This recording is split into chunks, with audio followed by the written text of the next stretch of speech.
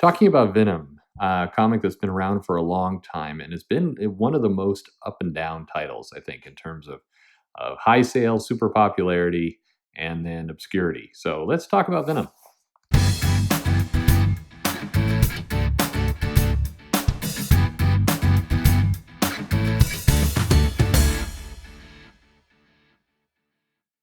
Hey there, this is Perch, and talking about Venom, and in particular, the latest series of Venom by Donny Cates that is doing very well in the market. It's one of Marvel's top sellers, and we've seen a real kind of rebirth of Venom as a top selling character.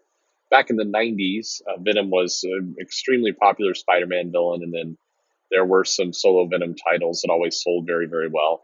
It's a character that, like the Punisher, in a lot of ways, there's a natural kind of built-in audience that really wants to like the character and wants to buy things and just the aesthetics and the kind of general anti-hero status of the character is people want to like it. It's cool. They want to buy it. But over the years, there's been a number of different comics and different attempts at using the character, and some have gone better than others. And it's kind of a little bit of a case of the amount of work or effort you put into the character is seen almost immediately by the sales. So part of the reason I'm doing this video here, this one, is to kind of answer the question, what makes this series, this version of Venom better? What makes it sell better? And why has it? Why have the sales been up and down? What's changed over the years? And how do you kind of lock in a guaranteed success of a title? Well, first and foremost, the creative team matters a great deal. And while Cates is getting a lot of the credit for Venom, I think Stegman and the art team is equally or probably more responsible in this case. The way the character is drawn, just there's a bit of a Todd McFarlane kind of feel that people comment on and get out of it. So there's that kind of memory back to the original character, but it's there's the art actually has a great deal to do with it. Now the story, the writing, and I'm not saying this to insult Cates or anything along those lines, but the writer just kind of has to get out of the way and give a story that the readers want. A little bit of mystery, a little bit of dark horror, a little bit of danger, kind of all of these elements. And if you look at Venom, it went right into kind of a bring back Eddie Brock, really kind of focus on the dynamic between Eddie Brock and the symbiote, and then bring in Null and this kind of bigger villain that was new, kind of change the Venom mythos around a bit. Again, we've seen the whole kind of Venom history change a lot over the course of several different series. But from the Flash Thompson Venom to different kind of styles of Venom, Lethal Protector, and kind of Venom as a wisecracking hero, and then a one in the 90s that would like have guns, and just different Venoms that we've had through the years. When they start to sell poorly, it's really a result of the writer kind of either going way too derivative, meaning you've got Venom just show up and there is no real story. He just kind of shows up and he walks around, and people feel like the story is going nowhere. It's on a treadmill. Or the writer gets kind of too cutesy with it and puts too much junk in the way of just enjoying Venom. So too much of a supporting cast that starts to overwhelm the initial cast, or just things that take the spotlight away from Venom. And I think Cates really balanced a careful line, because by bringing in new kind of super Venom, super Null, and that whole God of symbiotes thing, it definitely was high concept, and it had the ability to fall into that trap that so many other series had of just throwing so many concepts at the wall that the title starts to become not about Venom.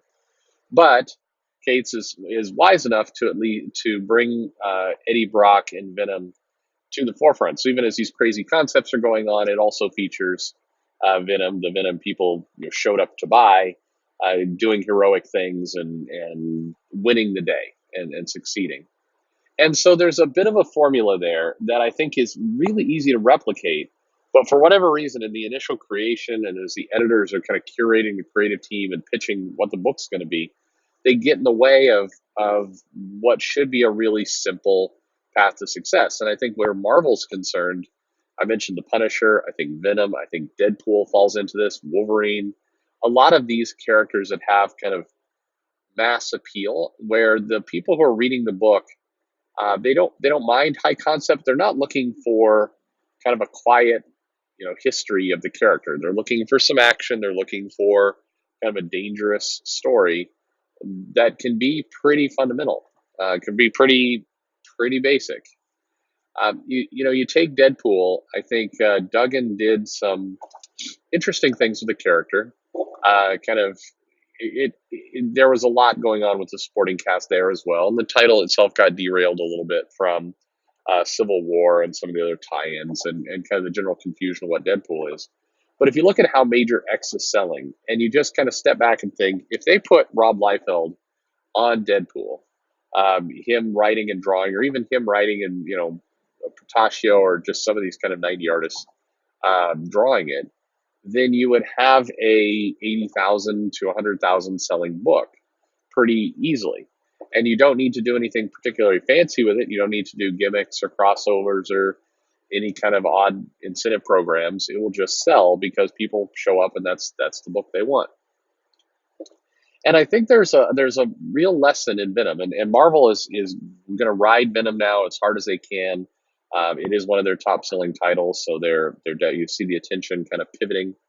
In fact, I think there's, my personal belief is that while Marvel was behind War of the Realms and they did market and they did promote it, and granted that event has just so many crossover titles and other things going on. If you look at kind of the announcements they made on Spider-Man, signing Gleason as an exclusive artist, and the Carnage free comic book day, and kind of all of those elements, then I think that I mean, clearly they're pivoting to Spider-Man. I think there's some regret that they didn't pivot to Spider-Man earlier. Hunted is selling very, very well. The appetite for Venom is strong. The appetite for Carnage, Absolute Carnage, is really, really strong. So I think there's a kind of a wake up at the publisher level of hey, we've got something here. Let's milk it. And that's not a bad thing. Now, you can always go overboard, and all the publishers show they're fully capable of that. But it kind of reinforces all back to the original point. Why is Venom selling well? Because you put a decent, more than decent, and quite a good artist on it. You pick an art team that fits the book, that is going to present some edge and some danger to the title.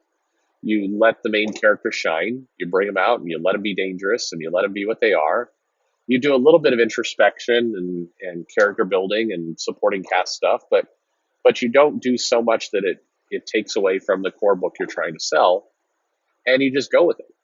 And I kind of wonder if that same kind of formula, if you think about a lot of the titles that have come up and been tried, the Amadeus Cho version of the Hulk is an example of, here's a character. Amadeus Cho was well liked as a character, where there was a lot of kind of fan support for this character.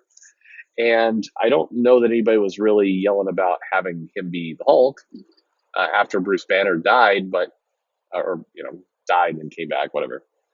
But the book became very quickly not about what people wanted to see out of the character. They changed the nature of the character quite a bit. They took away kind of the super genius aspect to the character. I mean, still very smart, but they kind of, I say dumbed him down, but they introduced a dynamic that people weren't really looking for.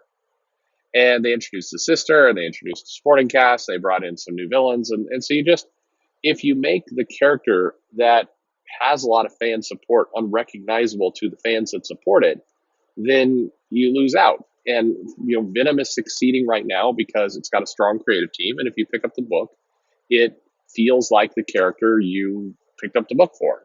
There's instant recognition that what I bought is what I'm getting. And that simple formula of connect the dots. Here's what people are showing up to the store to buy, and here's what's being offered. When you can achieve that formula, and I don't think it's that hard to achieve that formula, then you sell books. And if you have a new title that you're trying to put over, then you've got to figure out a way to connect those dots faster because you don't have that built-in fan base. But it doesn't have to be that hard. And things like, even the Punisher right now. So Rosenberg's doing this Punisher run. It's being seen as better than the last few runs we've gotten, but it's not flying out the shelves like it could. And a big reason is there are stories of the Punisher is hunting down people and being dangerous, but there they've taken a lot of aspects about what makes the Punisher character unique and removed it a bit. It's the character is just kind of walking through the pages. There's not a lot of getting into that character's head. There's not really the motivations. It's kind of boiled down to a kind of an action film where the story is being told from a perspective far away from the main character. And the art's okay. It's There's nothing wrong with it, but it's kind of muddied and it's just not very sharp. And so you look, I mean, and for example, if you wanted to double the sales on Punisher, then you put Stegman, put the artist of Venom on Punisher, and that's not the boldest prediction in the world, and then have a writer that's going to have the Punisher kind of doing similar missions to what Rosenberg's having him do now, but with a little bit more about the actual character involved, to have it be less kind of this. I mean, in the current series, Frank Castle is almost Jason, like in the movies. He's just kind of walking through, he's killing villains, and he just shows up and he shoots people. He doesn't say very much, and I mean that's an approach, and that's fine, but it's not. It's not quite the Punisher, and so people who are showing up to the book, there is some recognition that you could completely substitute almost any character in for Frank Castle in this run, and it would read about the same.